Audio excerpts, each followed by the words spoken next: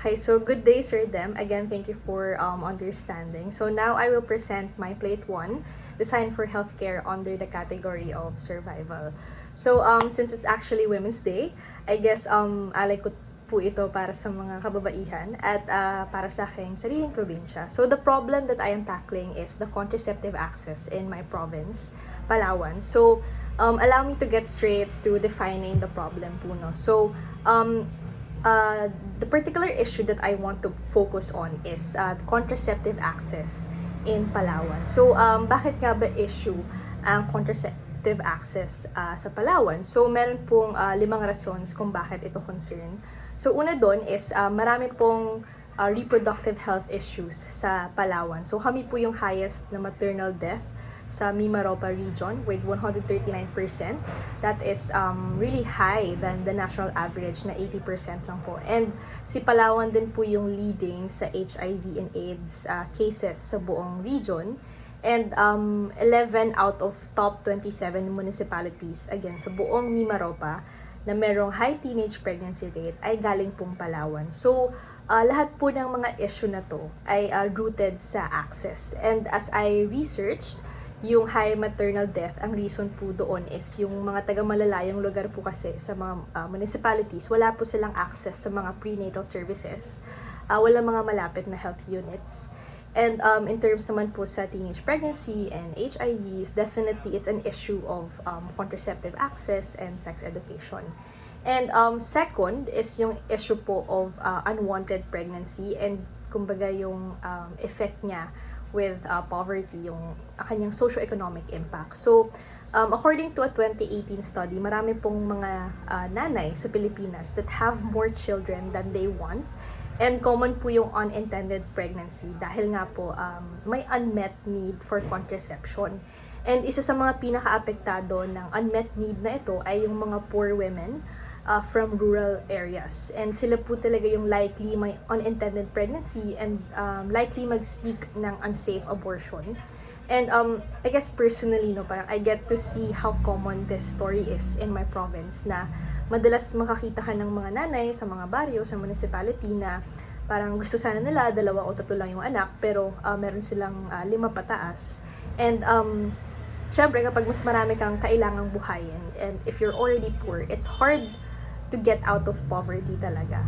And in relation po sa access is yun nga po, geographically challenging po kasi sa Palawan. So, pahaba po kasi yung aming probinsya and meron kaming 23 municipalities and magkakalayo-layo po yan sa isa't isa. May iba na isla talaga sila so kailangan bangkain. So, this dispersed nature of Palawan makes it challenging to reach all areas. And sadly, dumagdag pa yung fact na yung mismong provincial government po namin is they intentionally cut funds for reproductive health because of religious beliefs. So overall, yung issues na po na ito, yung 4 na yun, it definitely affects yung ability of women to have control over their reproductive health. And syempre yun nga, yung mas vulnerable talaga dito is yung mga low income and from remote communities.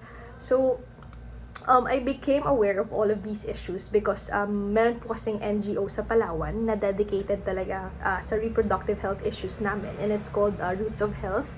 So sila po yung kadalasang nag-fill in sa kakulangan ng government namin and they give free RH services and contraceptives, and as I read their annual reports, turns out na yung issues naman within Roots of Health themselves is marami pong mga mahihirap talagang abutin na areas dahil limited nga po yung road access kasi isla nga po sila and yun nga po understaffed and underfunded sila pati mga local health centers. So to put everything together, ito po yung specific problem statement ko, which is the problem of unmet needs of contraceptives for low-income women and hard-to-reach areas in Palawan. So consequently, I was able to think of possible solutions po dahil kung ang problema ay hard-to-reach yung areas, kailangan ng manpower to give these contraceptives, limited ang sources, and I came across this particular story of a woman na she had to hide that she uses contraception sa asawa niya kasi her husband wants kids, pero as syempre the bearer, siya yung nabubuntis, ayaw niya na sana. So parang it also touches on issues of bodily autonomy. So naisip ko lang po na all these problems, what if we allow women themselves to administer their own contraceptive? So para ma-solve yung logistic issues, ma-allow yung private access, and this is applying a strategy called task sharing. Kumbaga, parang we share yung task kahit sa mga hindi trained healthcare worker in order to deliver services na would combat limited resource and access. And as much as I want to claim the idea, turns out that self-administered contraceptives already exist, and it's called Sayanapres. So, Sayanapres is an injectable contraceptive that gives protection against pregnancy for 3 months. So, ini-inject po siya sa areas like the belly, yung legs, and it's developed by Path Organization and produced by Pfizer. So, currently, it's already distributed to underdeveloped countries kagaya sa Africa. And as I looked into how it's being done, I found issues pa din po na pwede pang solusyonan. So, either dinidistribute si Sayana through outreach, pinupuntahan yung mismong community, or binibigay po siya sa mga nearest health unit. And I noticed how parang ang dami pong kailangan bitbitin, may dala-dala silang mga instructional manual na makapal. And secondly is binibigyan lang ng mga those from local health units ng plastic bottle yung user para doon i-dispose yung injection, kasi they have to return the injection for proper disposal. So parang for the meantime, binibigyan lang sila ng plastic bottle. And then yun po, habang itatago mo nila yun sa bahay nila, nilalagay lang nila sa plastic bag, tapos sinusuksok lang sa corners ng bahay. And considering these issues, naisip ko lang po na maybe parang can we make the whole self-administration task easy to carry out by simply making a kit that would basically contain everything that is needed, and it's light and it's portable. So that led me to this specific design challenge statement, which is how might we design a compact kit for self-administered contraceptive that will serve as a storage, disposal container, and carrier of easily understandable instructional materials to make the self-administration task easy to carry out. Then, ito po yung design considerations ko. So, una, dapat compact siya. Basta po yung goal is lahat ng kailangan sa self-administration process is nasa iisang product lang. Second is low cost siya para eventually parang madaling ma-produce ng government or ng NGOs or makareceive ng funding. And then third is it should be small and light para yun nga po madali siyang madala and madali siyang matago. And lastly is yun nga po mapadali yung self-administration process. Specifically, dapat yung instructional material ay easily understandable, very visual, and it should be in Filipino. And yung storage dapat it could fit 4 Sayanapres, kasi I'm envisioning po na good for 1 year kada kit. So if every 3 months yung efficacy ng isang shot, then kasya na yung 4 sa loob ng isang taon. And dapat may disposal feature siya na pwedeng matanggal, kasi single-use dapat yung Sharps box. And lastly, dapat may calendar para they can plot dates for their next injections, and it will also serve as the tracker and reminder na din for them. Next, I began my concept development. Ito po yung aking mood board and concept sketches. So, in terms po sa form development, I wanted to take inspiration from lunch boxes, kasi naisip ko na dapat hindi siya intimidating tignan, dapat familiar yung feel. And I just thought of lunch boxes kasi it felt like it would be familiar nga po sa mga nanay, and dahil may mga compartments siya. Then after that, after a few sketches, gumawa na po ako ng 3D model, and I finally came up with the final design. So now allow me to introduce my final design of the Sayana kit. So it's a compact kit that contains the following. So meron siyang container na kasya yung 4 na shots. Meron siyang detachable single-use na Sharps box. may card holder siya sa loob and dito po nakalagay yung instructions na pwede ma-fold. And then sa labas meron din pong another holder para naman doon sa mini calendar. So, ngayon po, explain ko how it works. So, start po ako with the overview of the system design that I am envisioning with Sayana Kit. So, una po is distribution, second is training, third is the self-administration itself, and then fourth, storage, and lastly is yung pag-return and refill. So, sa distribution, I'm thinking na either ibibigay po siya through outreach programs or pwede nilang ma-avail sa nearest health unit. So, ayan, parang kunwari may tarpaulin po to visualize this scenario na parang may ino-offer sa local barangay health clinic na parang may libreng contraceptive. And then, second po is yung training. So, according po sa developer ng Sayana Press, need talaga na for the first injection is health worker muna yung mag-administer to demonstrate it and nga po para maituro din sa kanila at the same time. So, the vision is parang the kit would be the only thing that is needed to teach administration para mapadali yung pag-demonstrate. And then after this, women can take the kit home and sila na yung pwedeng mag-administer for their second, third, and so on. And then, once na nga po sila na mismo yung pwedeng mag-administer sa sarili nilang mga bahay, this is how it would go.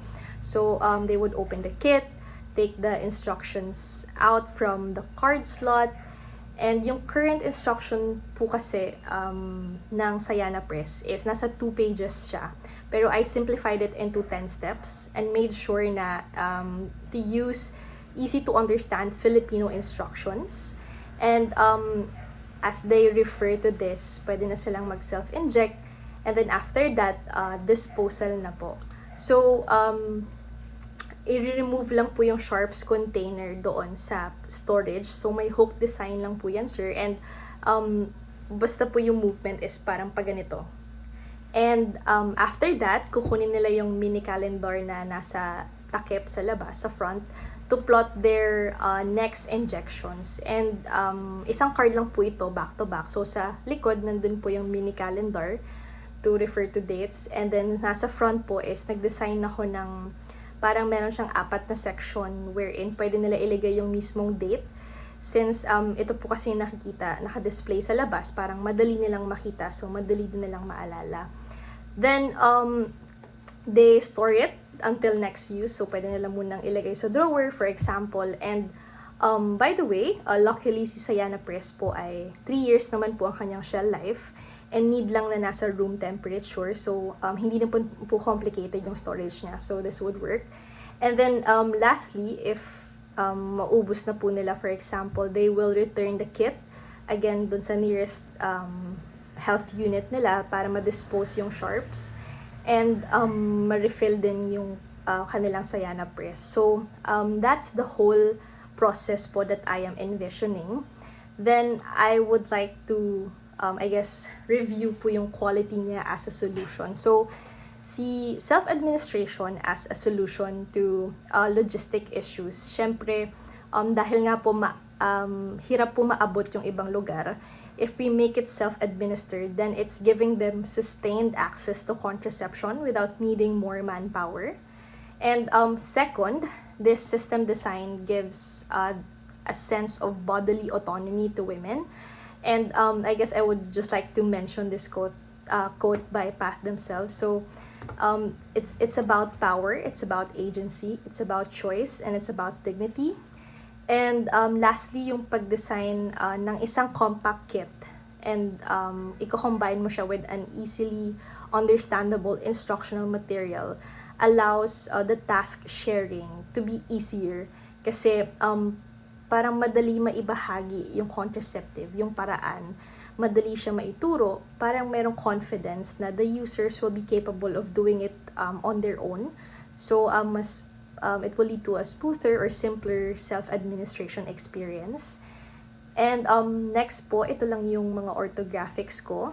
Then, I would just like to end with the recommendations na pwede pa sa future. So, una po, this solution has the potential to also solve issues of contraceptive access among teenagers. Kasi nga po with the issue of teenage pregnancy, parang ang isa po kasing issue doon is yung they are shamed for accessing contraceptives. So, parang yung self-administration, it allows you to access it privately on your own. So it has that potential.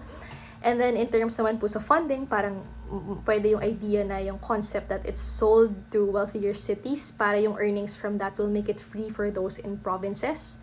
And then lastly is an actual ethnographic study sa, yun nga po, sa mismong mga malalayong lugar sana sa Palawan would definitely improve the contextualization of this design. So that's where my presentation ends. Thank you so much.